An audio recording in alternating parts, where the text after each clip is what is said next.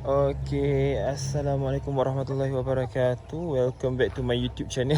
Welcome back to my YouTube channel. Sedangkan ni adalah video pertama. Mungkin ni video pengenalan dulu. So, video YouTube ni, kenapa saya hasilkan YouTube ni adalah sebab saya nak sharekan tentang ayam. Kalau tanya saya nak sharekan video tentang ayam. Itu saja.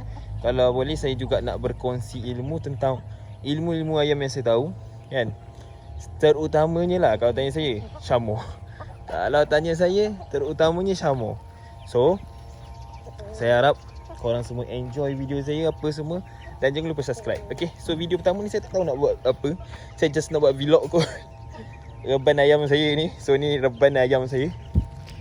Tak adalah besar sangat, tak adalah kecil sangat. So, ni kawasan reban saya lah.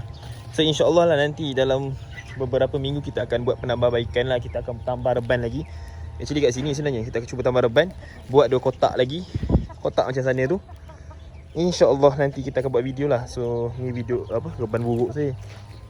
Targetnya untuk video ni dalam 5 minit. Tapi sejujurnya saya tak tahu saya nak cakap tentang apa lagi. Sejujurnya saya tak tahu. Okay,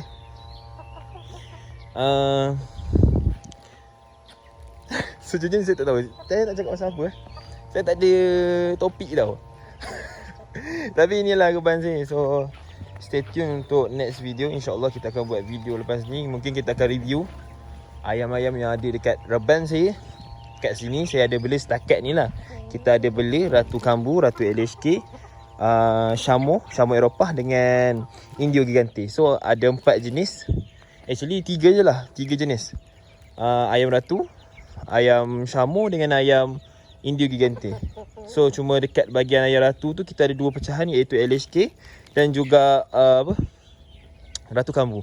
So nanti kita akan review ayamnya. Mungkin satu episod, satu review maybe. Ataupun kita akan buat anything lah tentang ayam. Tentang perkongsian cara bagi pemakan ayam apa semua. Okay, so saya rasa video sampai sini dulu. Rasa nak cakap sampai 5 minit. Tapi saya sejujurnya tak tahu nak cakap tentang apa dah. So jangan lupa like, comment, share dan subscribe. Terima kasih dan Assalamualaikum. Thank you for watching dan okay, bye.